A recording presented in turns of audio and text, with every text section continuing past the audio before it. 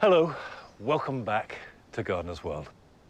Now, I don't know about you, but it has been a horrendously wet winter here at Longmeadow, the wettest ever recorded. We've had floods right up to where I am now. You can still see there's a little bit of flooding in the background. And our house has been lucky. We haven't been flooded, but I do know that a lot of people in this area have had terrible floods to contend with. So it's been a tough time. But the garden seems to have come through unscathed. There's a real feeling of spring in the air, things are growing fast, there's a freshness, and certainly now is the time to do a whole host of jobs.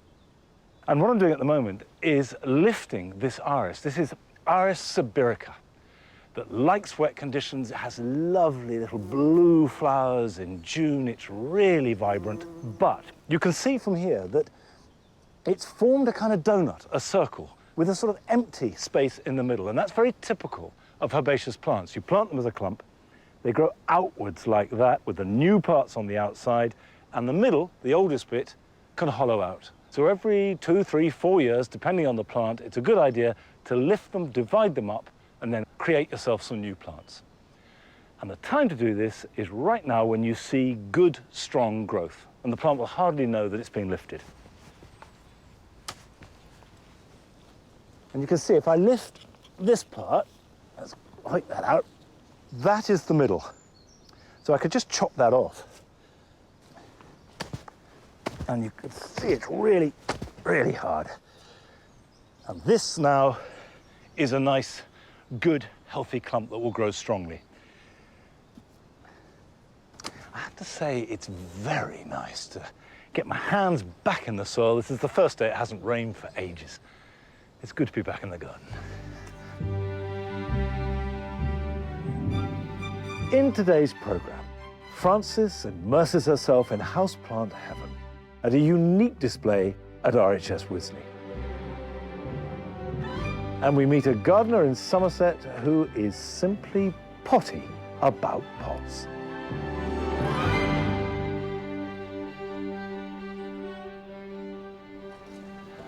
Nellie, we're going left. Good girl. Come on.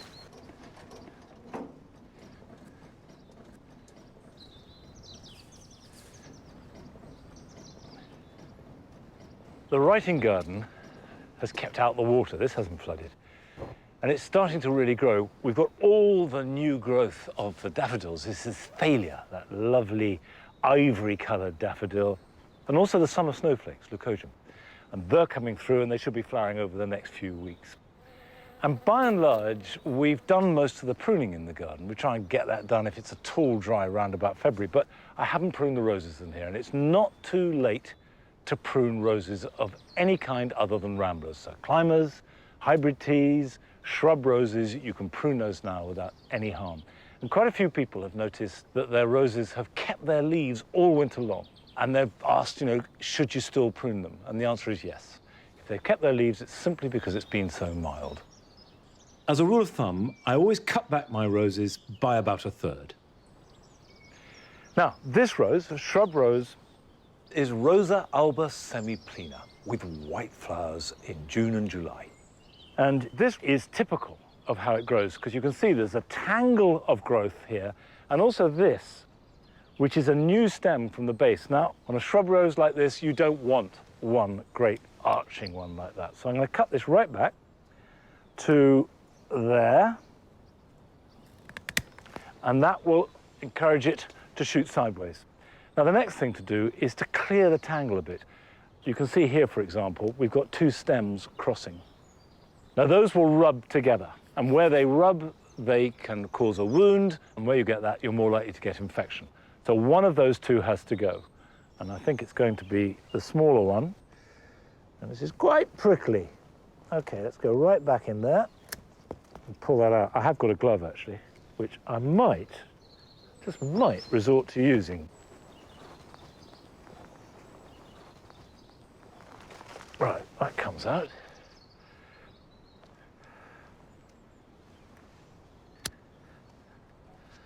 So what I'm trying to do is just to clear anything crossing, anything looking diseased or broken or growing too much inwards. So, for example, we can take that back and this. These are strong shoots, nice strong growth there. This here is much more flimsy, it's weedy. And that's what you need to cut back hard. Cut it right back, and then the new growth will have the energy. So just create a nice open framework where there's lots of air, so we won't have to worry so much about fungal problems. And then you'll get plenty of new growth coming very quickly at this time of year, and that is what will carry the flowers.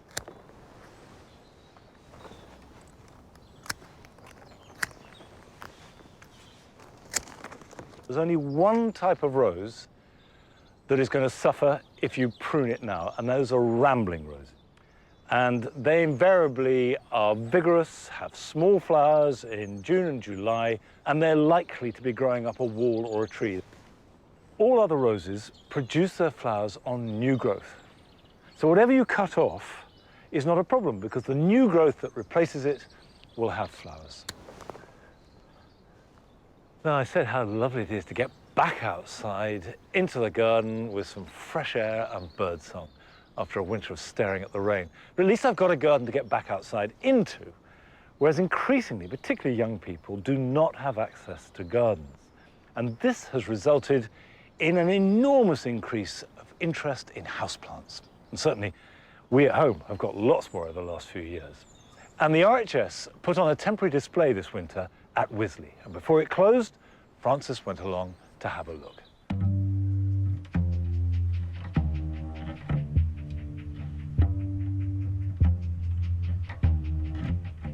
When I was a student up in Scotland, I had one lone peace lily in a pot, and it came with me to every room in the house. And now, never having had my own proper garden, the collection of houseplants I have has grown to probably about 50. I absolutely love them. Houseplants, as we know them, are basically outdoor plants that come from hot, dry, or tropical countries. They couldn't cope out in a wintry UK garden, but they can thrive in our homes. There's lots to choose from. So it means there are plants for every room, from a dark, shady hallway to a bright, airy kitchen. And I hear that this exhibition provides some incredible inspiration for what you can do with them in your home. It's based on an abandoned house where the plants have taken over. So the dining room, bathroom, lounge, and even the bedroom have plants erupting from every cranny. Danielle Warner is one of the creators. So you were in charge of the dining room? Yes. How did you come up with these ideas? Well, luckily I've got a great team on the Glasshouse team, and we all kind of contributed ideas. As we brought the props, more ideas came to light, such as the Echeveria cake.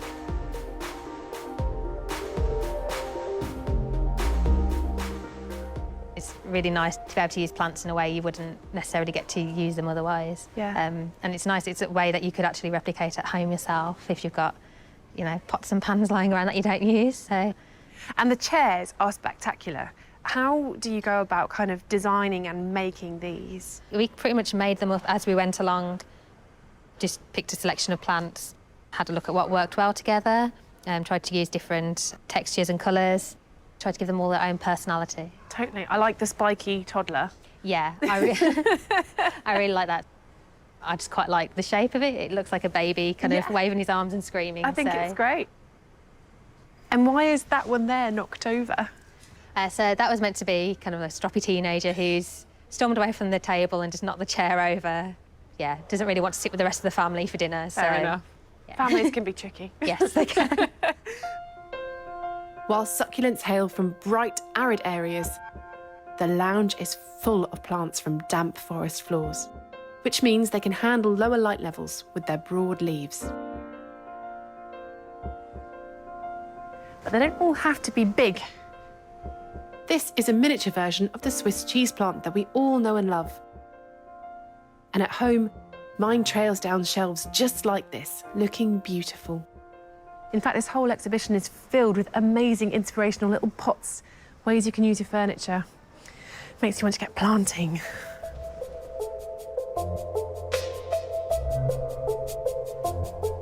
Stairs and their banisters make a perfect frame for eager climbers. But the bedroom is more airy. This really takes the idea of a flower bed to a whole new place. It's a four-poster filled to the brim with all different kinds of bromeliads. Now, bromeliads in the wild have evolved to grow as epiphytes, which means they grow on the bark of trees. So their roots and the water that falls into the leaf in their rosette formation is where they get their nutrients and their water from. So when you grow them at home, make sure you keep watering them into the plant itself. And in terms of compost, mix that with a lot of orchid bark because it will stop the roots from getting too waterlogged. The most famous bromeliad is probably the pineapple, and they're right here on top of the bedposts. And that is a nice touch.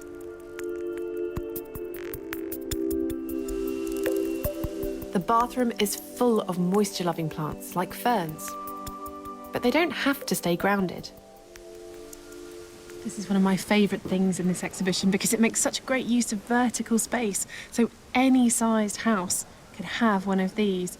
It also shows how versatile ferns can be. They grow in the ground, but also in the cracks of this lovely piece of bark. Perfect for a nice, moist bathroom. These ferns need soil to grow in, and it's cleverly packed behind the bark. For these living pictures, the soil is hidden in the depths of the box frame, with a covering of wire netting, so the plants can grow through.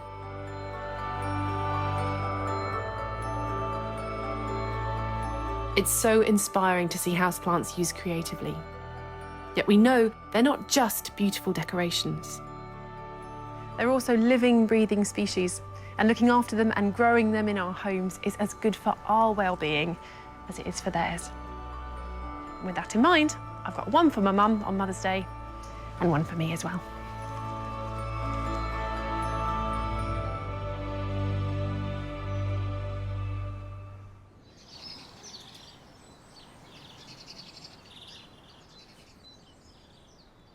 I know that that exhibition was really popular and successful, so hopefully they'll do it again next year and we can all go and see it.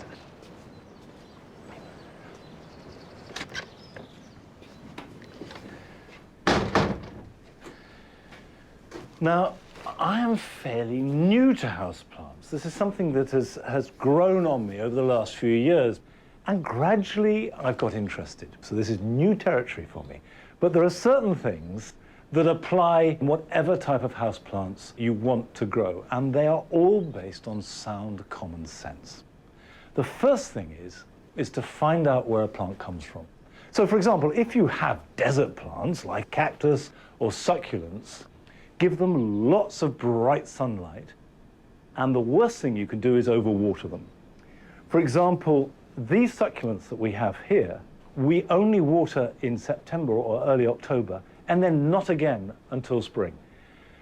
However, if you have plants that like jungle or shade, like a lot of these, we've got ferns, we've got spider plants, they will need to be in some shade and also moisture.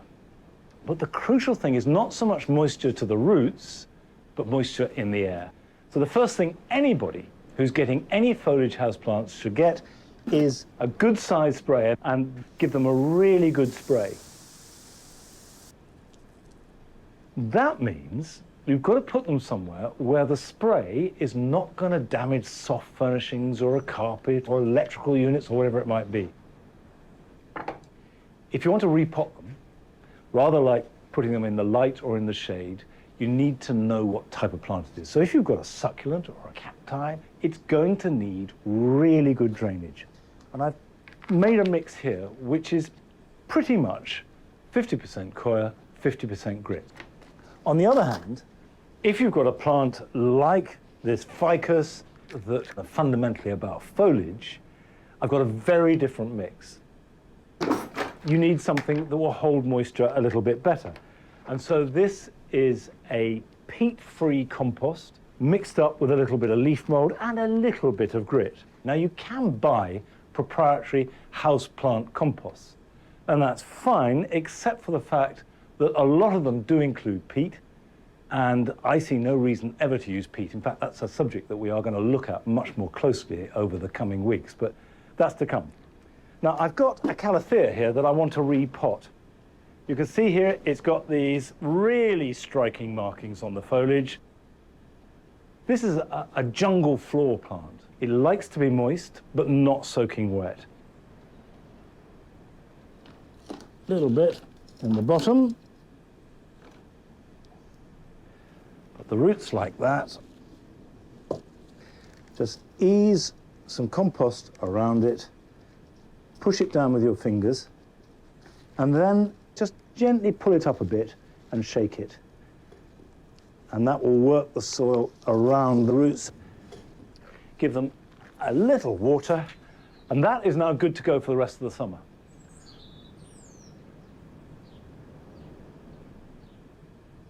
A lot of people I know are very worried because they see little black flies on their houseplants, and this is the scarab fly. They thrive in damp soils, but don't worry, they do little harm to your plants. But to keep them at bay, avoid overwatering and allow the soil surface to dry out completely in between waterings. We will be looking at houseplants a lot more this year and celebrating them for all their beauty and variety. Now, last May, we went to Conisbury in Somerset and visited a gardener who's growing her plants in pots, but outside. And most of us who garden have some pots. But she has lots and lots and lots of pots. I just counted all my pots. There are 1,259. They say I'm potty.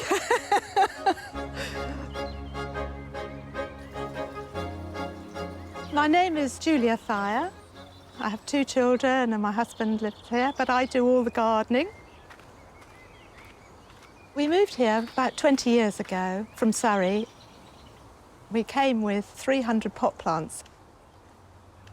These are all my box plants that I grew from cuttings, and I had nowhere to put them as they grew bigger and bigger, and I cut them into different shapes. I've put them in front of the garage on the drive, but there you go. I've got some of my mum's pots, my sister's pots. The children have given me pots, my husband has given me pots. So I do have great attachment to them. I have big ones and small ones. I really have enormous ones. I've piled the plants up onto staging. There are pots under there, barrels, there's breeze block, all sorts of stuff in there.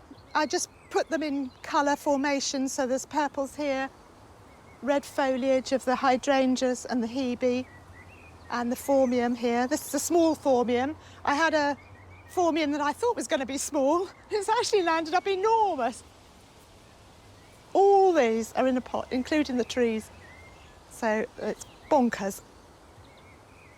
I've put in a lot of flowering plants, roses. I tend to go for the old roses that only last a couple of weeks and then they're gone. I go for the leaves as well as the colour.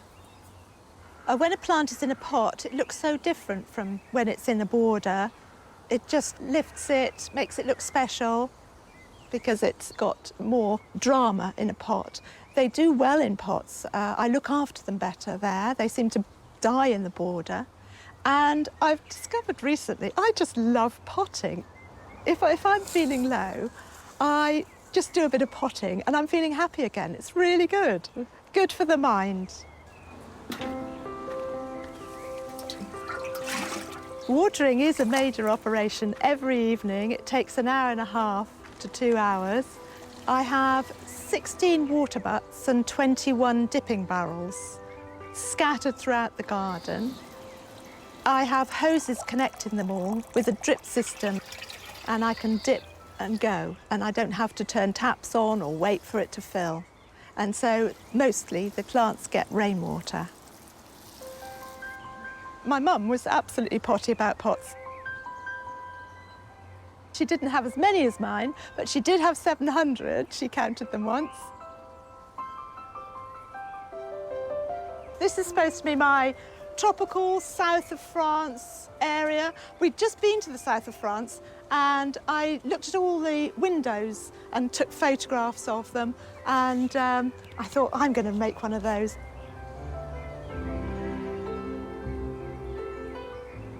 This is the pew that I put a top on to keep it dry, and this is made of an old dog kennel. This year, the pelargoniums are looking really good in the conservatory. In previous years, I've tried watering far less in the winter, and they've looked ever so dead, and I've lost a few of them. But this year, I watered all winter, and they've done really well. They've looked nicer, they've looked alive, and now they're coming on really well. Most people have a conservatory on a sunny day like today for sitting, socialising, eating. Ours is usually a jungle. You need a machete to get from one door to another. The garden has become her canvas. I see it's a very useful recreation area, which Julia just happens to make beautiful for me. It's just lovely. We love it. I'm really trying to cut back on the number of pots because I think I've got totally enough now. But I probably won't resist. I'll probably buy another one.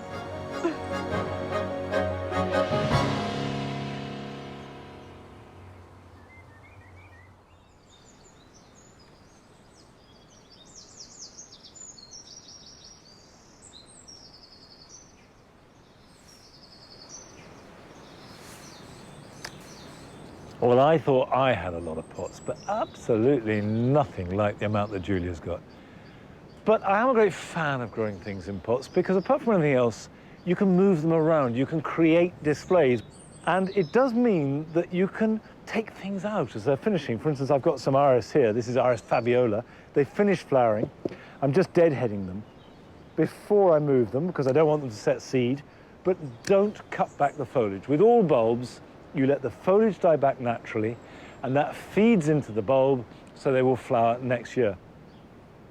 Now, all these bulbs were planted last autumn, but now we've come to that time of year where we want to be planning for summer.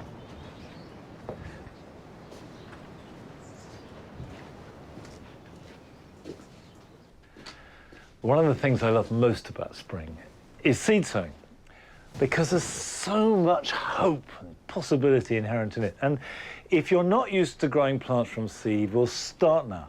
It's cheap, it's easy, and if it doesn't work, well, you've lost a packet of seeds, and that's a lot cheaper than just losing one plant. I want to sow some tomatoes. I've got a compost made of coir, a little bit of leaf mold, a little bit of garden compost, a little bit of perlite, but if you just buy a general purpose peat-free compost, that'll do fine. Got a number of seeds.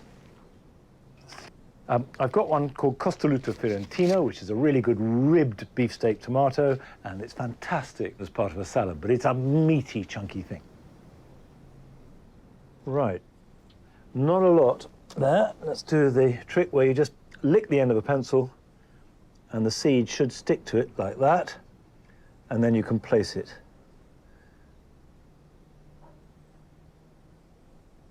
And I'm spacing them out, because although we'll prick them out later, with all seeds, from the moment you sow it, it makes a difference to how it will perform later on. So if it develops well from day one, it's going to benefit months later.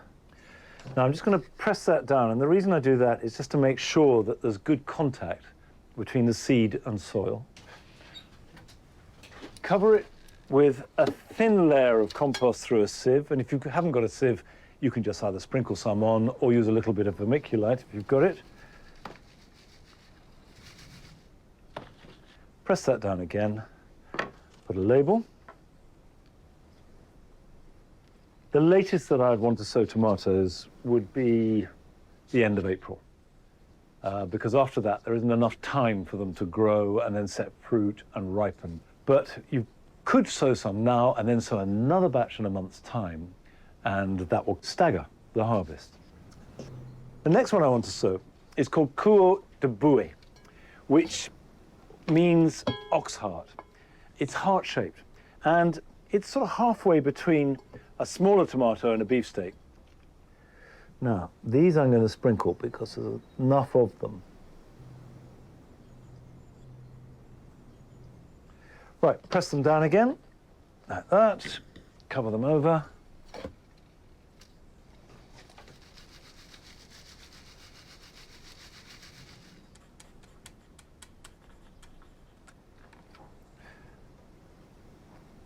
There we go. Okay, next stage is to take these to the greenhouse and water them. And in order to germinate, these do need some heat.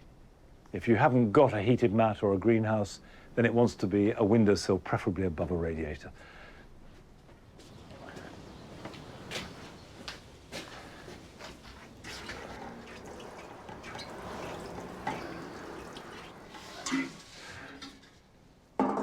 Right, that's one job done. Now, for the first time this year, but not the last, here are your jobs for the weekend.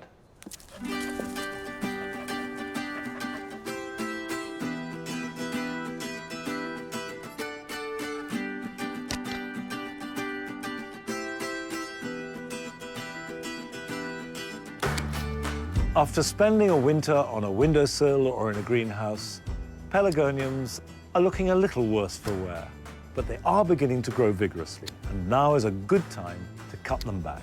Prune them hard, leaving a shoot beneath the pruning point, and then the new growth will be much fresher and more vigorous. And you can make new plants by putting some of your prunings into a jar of water, and very quickly they'll grow roots.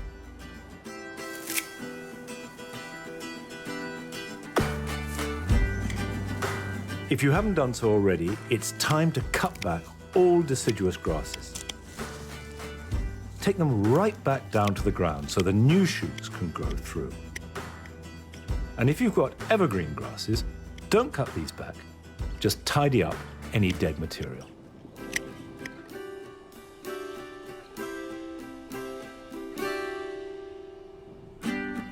Even if the soil is still too wet to plant potatoes, it's a good idea to chip them, and this gets them off to a good start. Put the seed potatoes in egg boxes or seed trays, and then put them somewhere bright but frost-free. And they will develop nice stubby shoots, ready to explode into action when you do get around to planting them.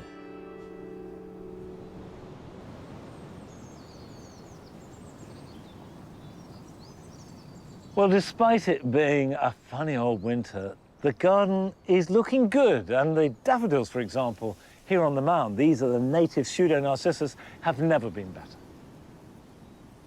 And today is the spring equinox, which means that from tomorrow, we've got more day than night. And every day that light is stretching out. But we can't stretch the program out anymore, I'm afraid. That's it for today, but I will be back here at the same time next week. So until then, bye-bye.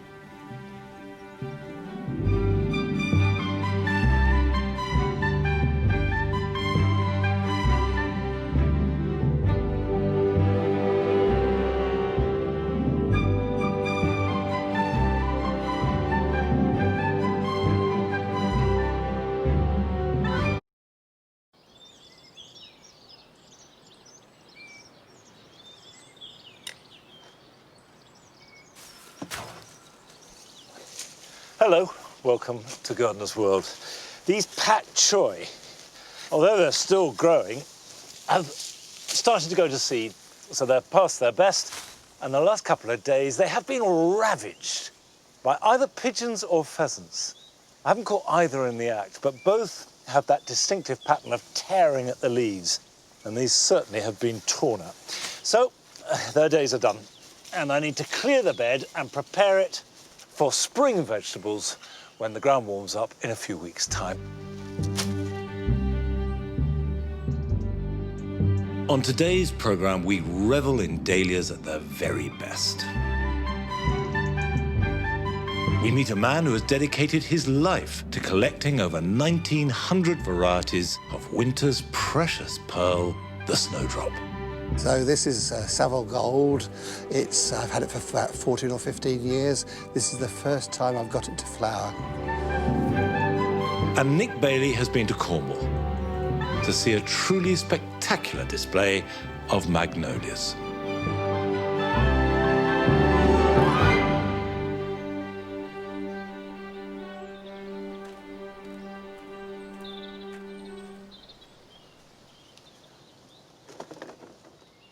As the snowdrops fade for about a month afterwards is the perfect moment to lift and divide them. Snowdrops spread by seed quite successfully, but relatively slowly. And of course you can plant them as bulbs, but by far the best way to increase your stock of snowdrops is to take a clump, lift it, divide it, and replant it in 2 or 3 different sections. And you can see that if I take that and just gently with my hand break that, and that gives me 2 substantial clumps that quite quickly, within about a year or 2, will double in size. You take half your snowdrops and divide them into 2, you've automatically doubled your stock, and then that's going to double in a couple of years. And if you do it every year, it's surprising how quickly you can go from, say, a dozen plants to a beautiful white snowy drift of flowers. And there's a snowdrop bulb. Nice big bulb, nice and healthy, root system beneath it.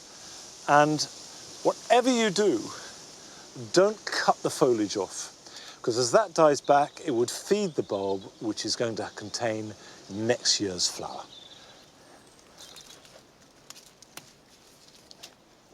These snowdrops on this side have only been here about 4 years, and they were planted singly all the way along. So you can see that they have spread pretty well already. And snowdrops are unusual amongst spring bulbs in that they really enjoy woodland conditions that is slightly damp, but there are always trees present. You never see snowdrops in a big open field. They need a bit of shade and some moisture. So put that in there. I really want to bulk up on this side. These ones are only 2 years old, and we cut this hedge back in the winter to reveal them. But what it's revealed is it's a bit patchy.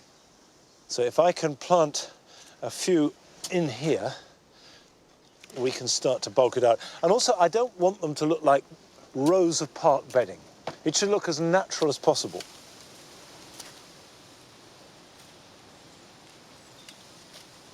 Now, Longmeadow is fairly damp at the moment, but you mustn't let them dry out. And although the chances of fine, dry weather in March and April are pretty slim, if it is very dry, it's a good idea to keep them watered. So what I like to do is water them in and then maybe water them again before the leaves die back. Once the leaves have died back, you can forget all about them. They'll look after themselves. Now, I adore snowdrops and would be happy to have many, many more, but for some, snowdrops are one of those plants that become a benign obsession.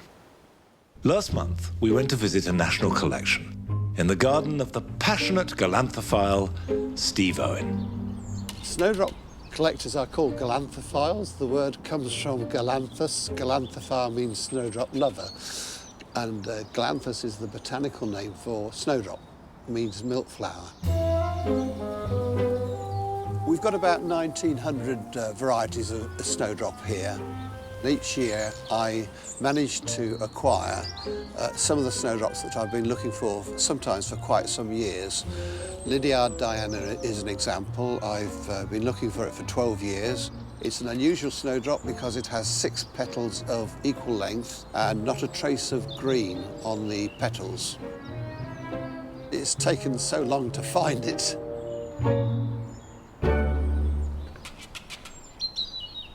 Well, this is a newly acquired snowdrop called Snow White's Gnome, which is in its original pot, growing, happy, and my aim is to keep it that way. I want the bulbs to bulk up. They're small when I get them. I want them to become big, fat, healthy bulbs. This is lower school, and if they're healthy at the end of that time, they get moved to middle school.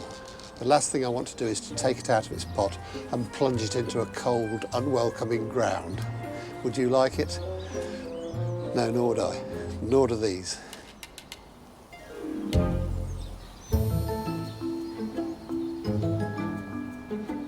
So this is Savile Gold. I've had it for about 14 or 15 years. This is the first time I've got it to flower. Most of the time it's been a fight to keep it alive, a single squinny leaf poking up. But I've persevered, I've costed it, I've prayed to it, and now it's flowering for the first time in 14 years. Hallelujah. When the snowdrops leave lower school, they get promoted to middle school. These snowdrops have been potted into a larger pot, as you can see. I feed them with a variety of feeds, so the tomato feed, the seaweed extract. Really, I'm not too fussy, and the snowdrops are not too fussy about exactly what they get, as long as they're getting fed. They're all different. They're like babies.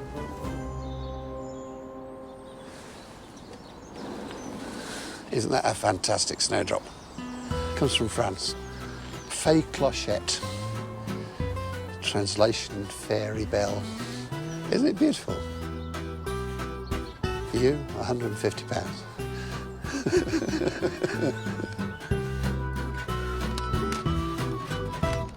You don't have to spend a lot of money on growing and collecting snowdrops. Here we've got a very expensive one, Treasure Island. It's one that's been on my wants list for quite a number of years, and it cost over £200. But here we've got Gins Imperati. It's just as beautiful as snowdrop, readily available. You can buy this for £4 or £5.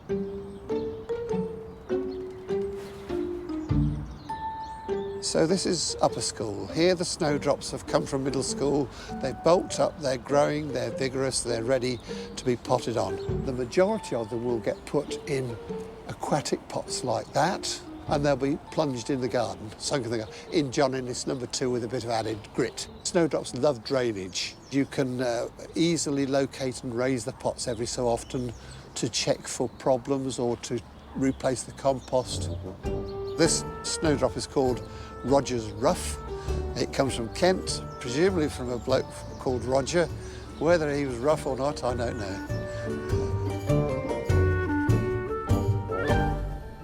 This is Snowdrop Voronovii from the Russian forests. It's a sturdy grower, as you'd expect from Russia.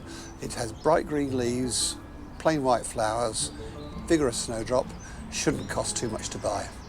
It's a good plant, I would say, for a beginner to grow. This is Paddy's Ketten. It comes from Ireland. It's been around for at least 80 years. It's a very well-known snowdrop. A very reliable grower. It's the nearest thing we've got in the garden to a weeping snowdrop. I've never tried snowdrops in hanging baskets, but if I did, I would try this one. This beautiful snowdrop, it's the sort of bulb that's going to sell for £400 or £500 each. So I suppose the whole pot at the current prices is worth about £6,000. Sadly, I've succumbed and named this one after myself, so it's Galanthus stevoni. I've waited for 17 years to find a snowdrop that I wanted to name for myself, and this is that one.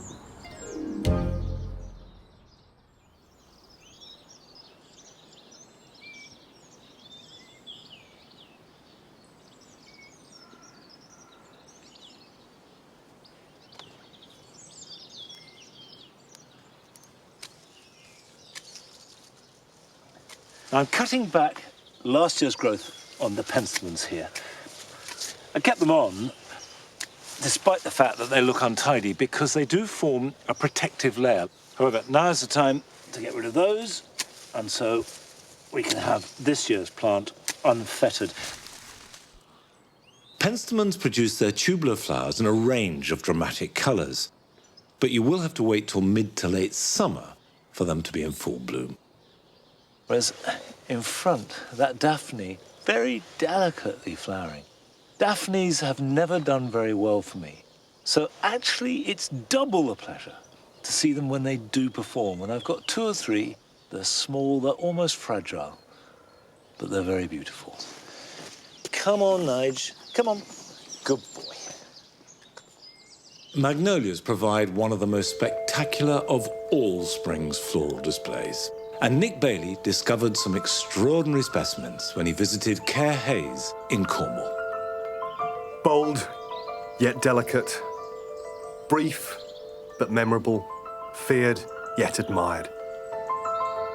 The magnolia is a plant of contradictions. And if you haven't got one in your garden, now might just be the moment to consider introducing one. Magnolias come into bloom before they've produced any leaves. So imagine a garden in the depths of winter, cold and still. Yet the magnolia's bare branches are covered in beautiful buds, creating a spectacular silhouette and the promise of life to come.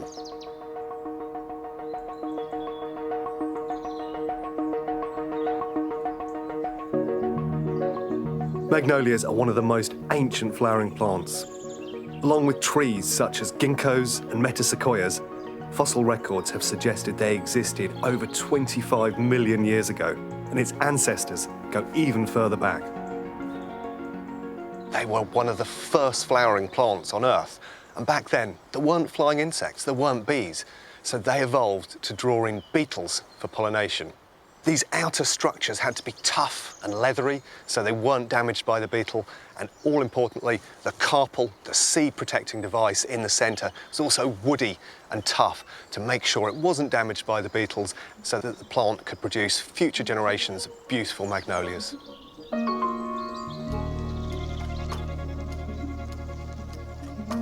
Magnolias are available in a huge range of sizes, colours and forms. Many of the wild species of magnolia, such as this Campbellii alba, tend to be absolutely vast, so they're perfect for big gardens. And look at this, absolutely spectacular. The flowers are literally the size of my head, and you've got this suffused tone which comes into the back of the petal, and then layer upon layer going into that beautiful structure in the centre. What a magnificent plant.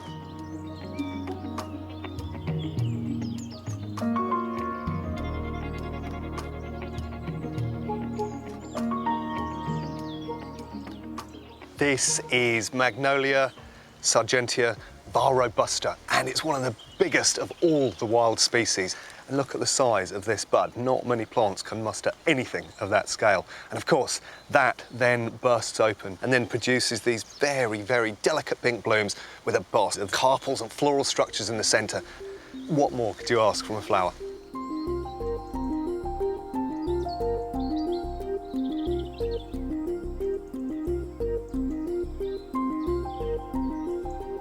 Spectacular as it is, we haven't all got space for 15-metre high magnolias, but thankfully there are plenty of small, compact cultivars that will work in most gardens.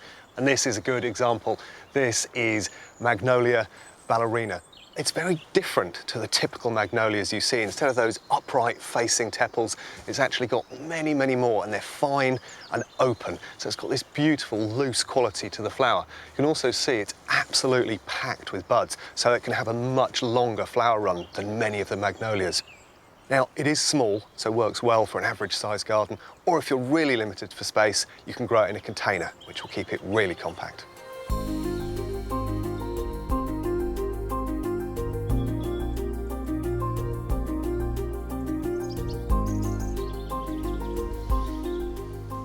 So most magnolias will only flower for about 2 weeks, and that may lead you to question whether they're really worth growing in the garden.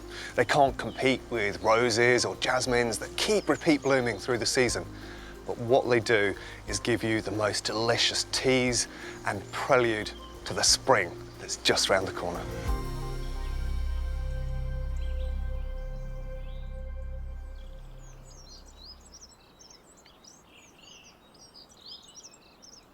As we're all spending much more time at home, now is a good opportunity to plan ahead for summer.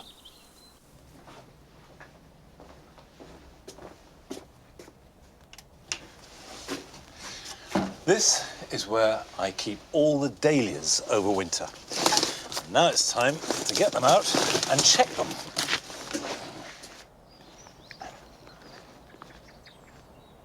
These were put away about November this year.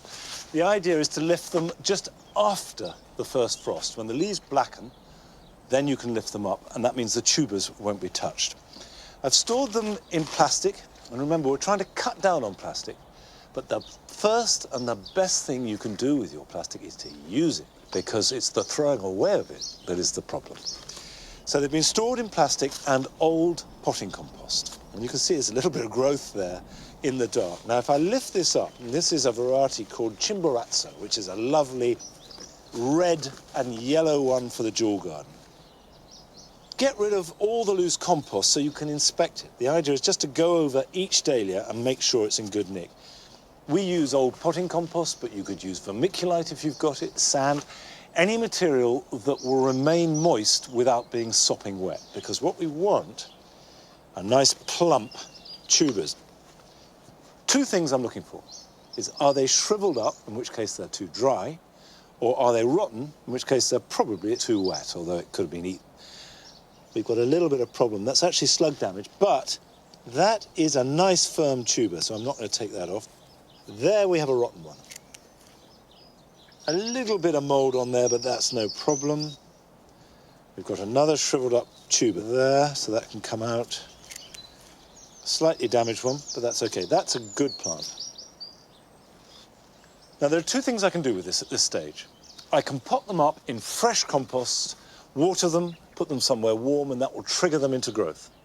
Or I can force them with heat above a radiator, or if you've got a heated mat, put them on there, water them.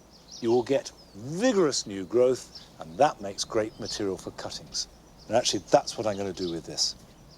So I've got fresh compost here. This is a coir-based compost.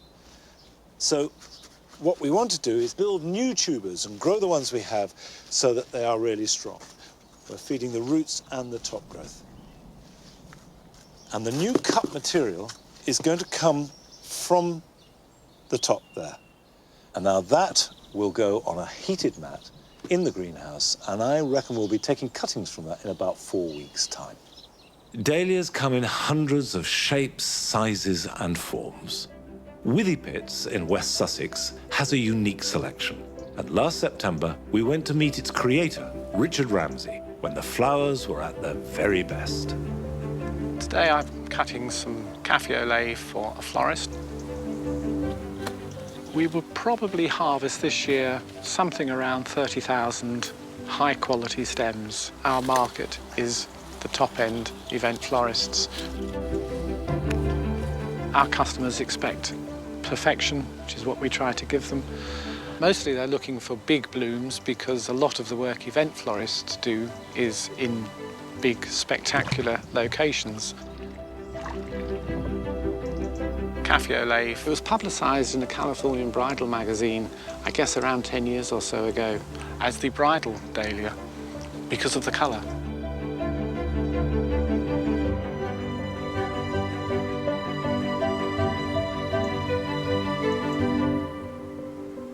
I think there's just such a variety of shapes, sizes and colours. You can have half a dozen red dahlias next to each other. Actually, they're all different kinds of reds. So it's the subtleties in the plain coloured dahlias that make them very special. And then when you get something like the one we're sitting amongst now, it's called Aljo, you get the different nuances of colour in the same flower.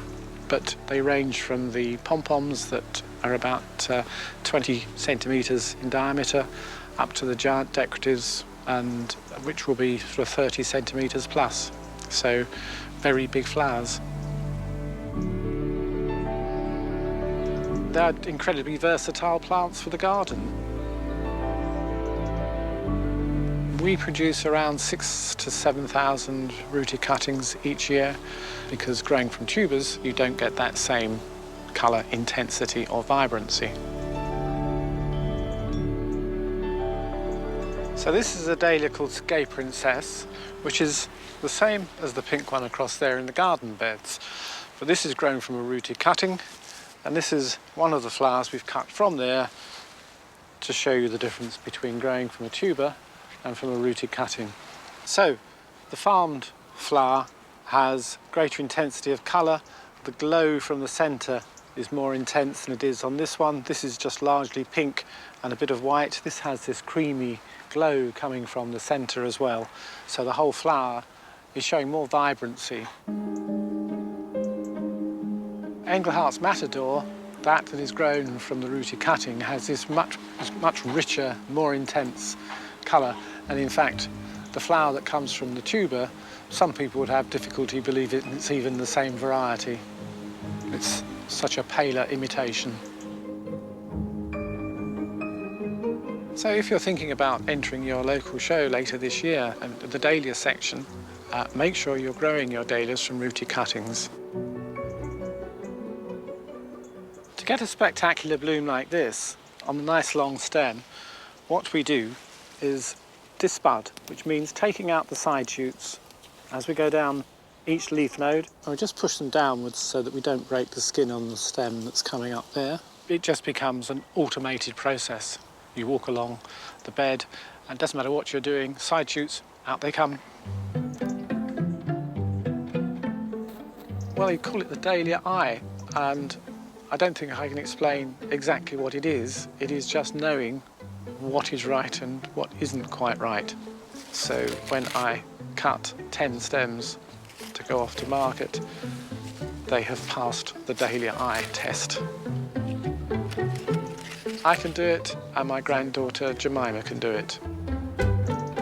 Yep, they're good, but nobody else can. This is a good example of a dahlia because the petals are evenly spaced and they're equally sized, and the petals in the middle are nicely grouped. You kind of have to think about like what it looks like and like the patterns of the petals and things, but also it's kind of like, oh, this one's good, this one's less so, and then kind of just going with your gut as well. We see them every day, and even I think, oh, wow, that looks spectacular after donkey's years of growing them.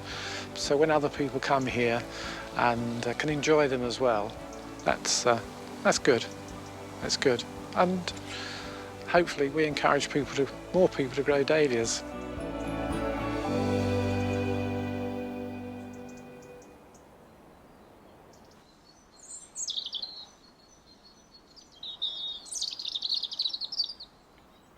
While dahlias add magic to any garden, they do need care over winter. But there are exotic plants that are very easy to grow from seed, and you don't have to look after them over winter because they're essentially annuals and you can discard them. And there's a plant that I never would be without, certainly in the jewel garden, and that is Tithonia. Like dahlias, Tithonia has its origins in Mexico and will introduce a rich splash of orange into a border. I'm using coir plugs, which after 5 to 10 minutes in water, puff up ready to sow seeds into.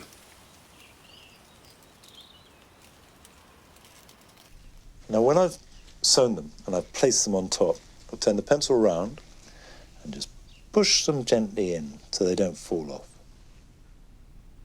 As well as Tithonia, I'm going to sow a climber, Corbea scandens, that flowers from midsummer right through till the first frost.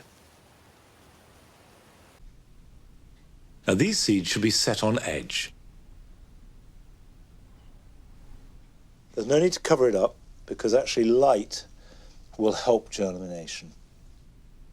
Corbea and Tithonia do need some heat to germinate. And it's a good idea to get on with this now so you get good, strong plants to plant out in midsummer. Perhaps, who knows, this could be a job for the weekend. And here are some others.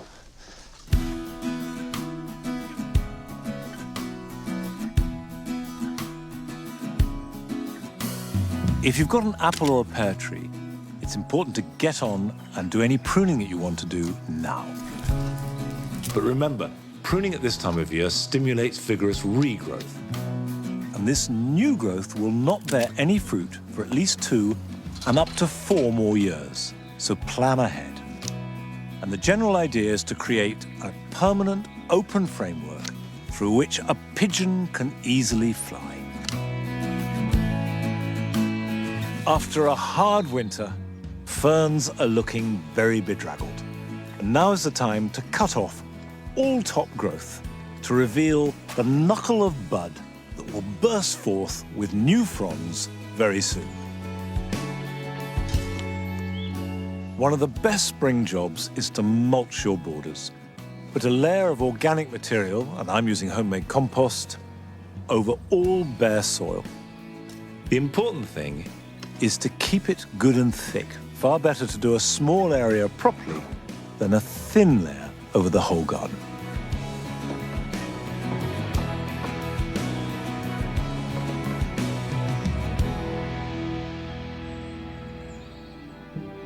Over the coming weeks and even months, when most of us are going to be spending much more time at home, we'd love to know what you and your family are doing to keep yourself busy in the garden. So we'll be asking you to send us your gardening videos so that we can share them, and hopefully they will inspire everyone to get out into their garden for their well-being. And we'll give you more information on exactly how to do this later in the series. We all know that gardening is good for our physical and mental health, and that has never been as important as it is now. In the last few days, the frogs here at Longmeadow have really got busy. There are so many, and there's frog spawn there, and that is increasing by the day. And what frogs like for their frog spawn is still shallow water. Now, it could be a puddle, it could be just a little area, but if you've got a pond, resist any temptation to clean it out, tidy it up, or add any plants. Let the frogs do their thing. And their cycle is they come to the water now, they lay the frog spawn, that then hatches out, and the young frogs will leave in summer. The adult frogs will leave the water by and large and spend most of their time on land, in your garden, eating slugs. So you want to treasure them, apart from the fact that they are completely fascinating. Well, that's it for today. Don't forget that this weekend the clocks go forward, the best day in the gardening calendar. In these extremely difficult times, I can assure you that all of us here at the Gardeners World team are doing everything we can to bring you the program. Now, as you can imagine, this is something of a challenge, but we're all mucking in to make that happen. So next week, the program comes from Adam's Garden, and I'll see you back here at Longmeadow very soon. So until then, bye-bye.